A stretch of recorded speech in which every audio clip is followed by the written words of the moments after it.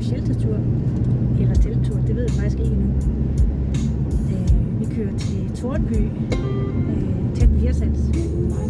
Og der er en shelterplads, og hvis ikke shelteren den er ledig, så er der også nogle teltpladser derude, så under alle omstændigheder, så skal vi nok finde et sted, vi kan overnatte. Så der er vist ikke en bedre måde at bruge en fredag aften. Og ham her og piraten, han er så.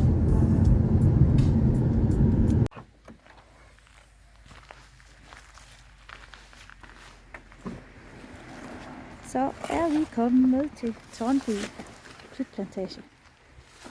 Nå, og det er min taske, så nu slukker jeg lige sækken for den på.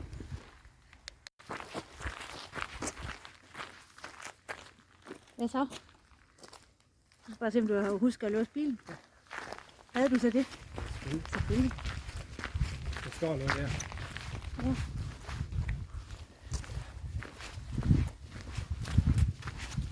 Nå, men nu er vi altså kommet til Tornby Klitplantage. Det har vi faktisk ikke været før. Vi skal bare lige ud af den der, tror jeg. Okay. Det er i hvert fald sådan, det så ud på kort. Det kort, jeg sad og kiggede på. Fint. Så skal vi ikke bare prøve det? Jo.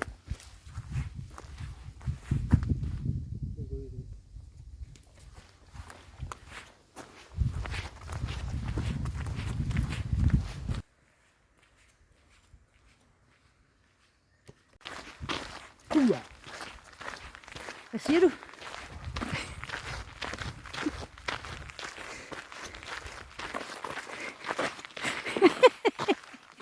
Hallo. Det går.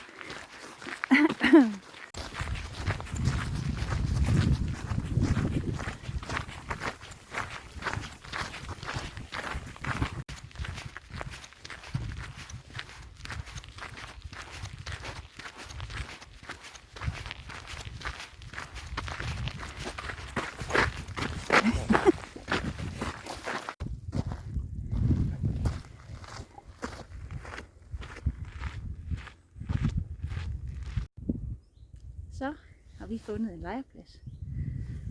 Der er faktisk flere herude. Den første vi kom til, den med shelteren, den var der nogen på. Så gik vi bare videre, fordi vi har heldigvis teltet med os. Så nu har vi fundet den her, det er også rigtig fint. Der er bålsted, der sidder Thomas. Og der er brænde. Og vi har valgt at sætte vores telt op, vi har ikke sat det op nu, men så er der sådan lidt aflukket herovre på sig selv.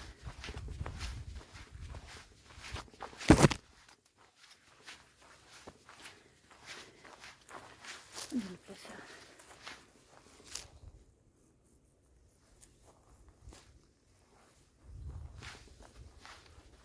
Så her. Her sidder vi. Mhm. Fint sted. Og Thomas er ved at overveje, hvilken sang han vil optræde med i dag. Det er godt. Mm. Skal jeg hente en til dig? Nå, de er lige til. Nu sidder den altså lige på øjnene.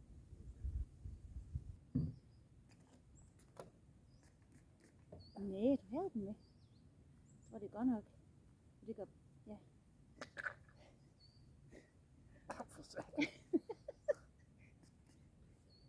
Men jeg tror, det er godt. Det er renset. Så du ikke går koldbrændt i den.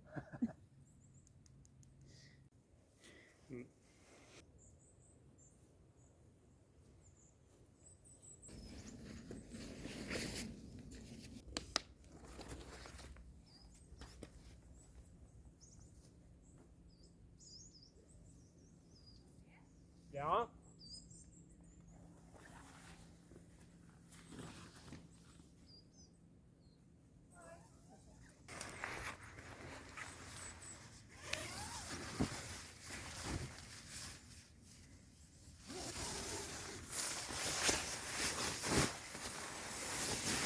Hej Thomas.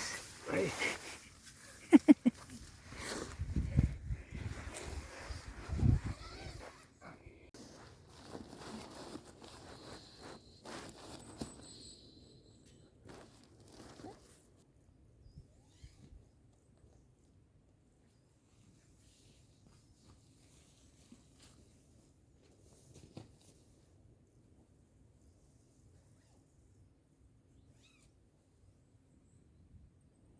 Hvad kalder du den der slags bål? Jamen, det er et funktionelt bål. Okay. Det fungerer, det der. Jamen, det tror jeg da på. Jeg vil bare lige vise vores telt derhen. Eller hvor vi har valgt at sætte det op.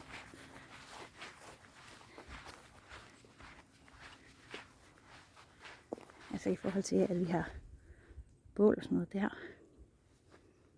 Så telter lige her.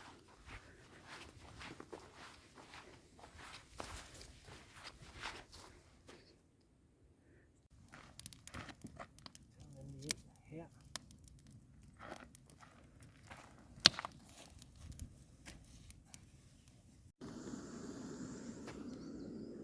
Så skal der laves mad. Og vi er som sædvanligt det er utroligt lækker. Hvad hedder det? Jeg hælder det skævt.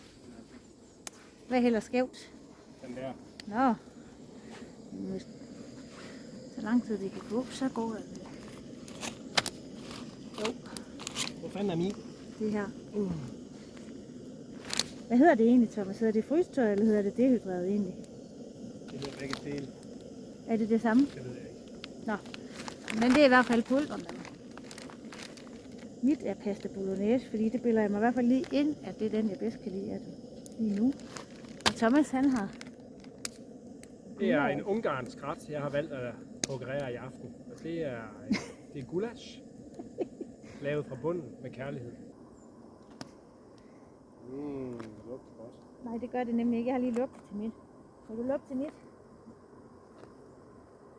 Det lugter meget godt. Ja, faktisk. Men jeg skulle nærmest tro, at jeg har der på saltafvinding, for jeg har glemt at tage salt med igen i dag. Har du det? Hvor er det dumt.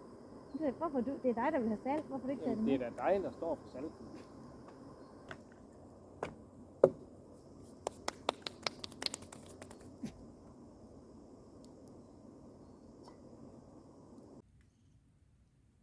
Det er for en sort en, der er der. Det er ingen, der ved. Det er en svamp. Prøv lige at se, hvad jeg har med. Nej. Det ser da lækkert ud. Kom herover. Det er blandt selv fredagsslik. Nej. Det er da løgn. Nej, det er da ikke løgn. Se, det er en overraskelse til dig. Du troede måske faktisk, det var en ring, en forlovelsesring, men, Jamen, det er mig. men der var du heldig.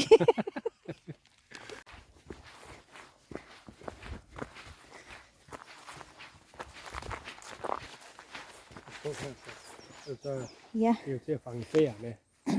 så skal du da vist passe på. Må jeg så se, om du er kovisker? Jeg har alles opmærksomhed. Ja.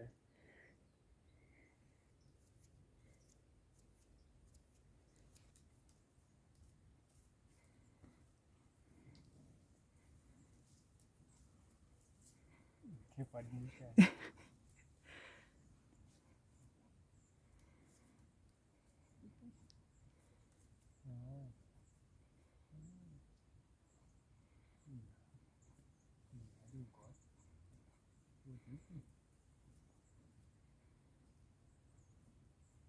Jeg tror da, du er kovisker. Ja, Det ligner kødkvæg. De er sådan rimelig muskuløse. spørgsmålet er, om det er noget, vi kan få med over på bålet. Okay. Det synes den ikke var nogen god idé.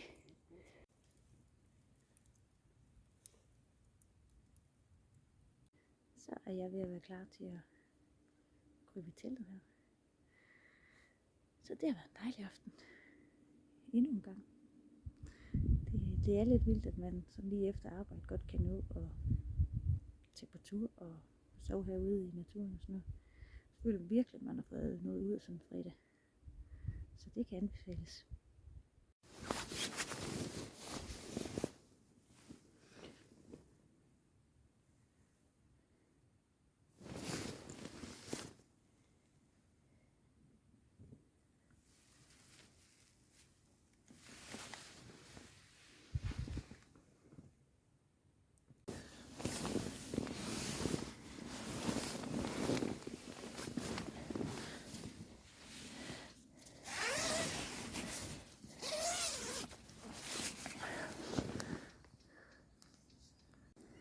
Godmorgen. Hvad er klokken egentlig? Det ved jeg faktisk ikke. Den er lige lidt over 8. Jeg er lige stået op. Thomas han har været op siden klokken 5. Så han har både lavet bål og alt muligt. Nu har han ved at lave kaffe til mig.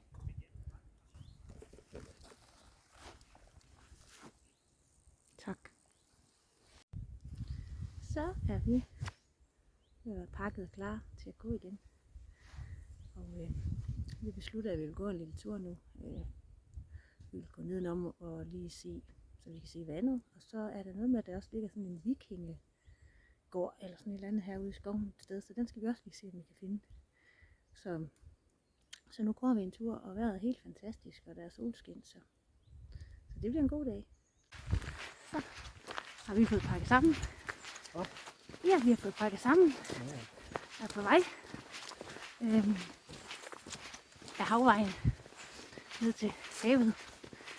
Og så har jeg lige fundet ud af, at her går vi faktisk både på Nordsøstien og Hærvejen også. Det er altid et godt tegn. Jeg synes tit, at hvis man følger nogle af dem, så kommer man nogle flotte steder hen.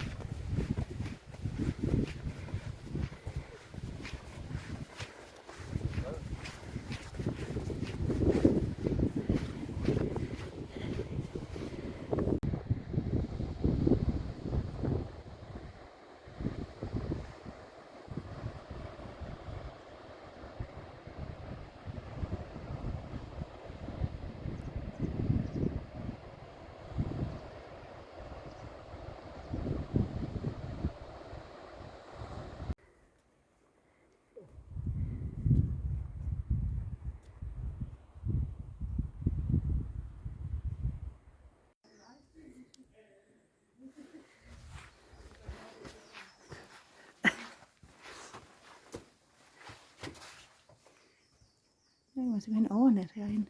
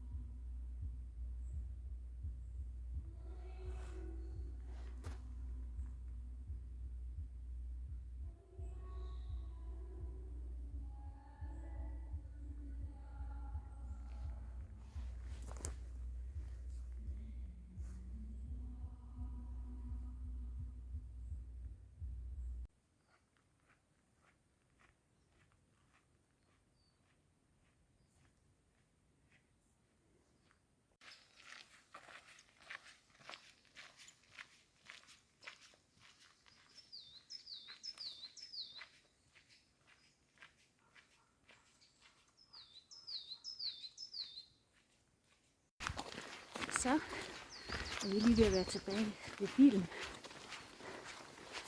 Efter endnu et lille mikroeventyr. Vi har både været i vildt smuk aflæggende natur, og vi har været ude at se havet, og vi har set en vikingelandsby, og alt sammen lige her i Tornby. Det er fantastisk. Så det kan godt anbefales også. Nu skal vi bare have pakket tasken i bilen, og så er vi klar til at køre hjem igen. Det er jo så været helt fantastisk. Vi er faktisk ved at dø varme. Det er man jo slet ikke vant til.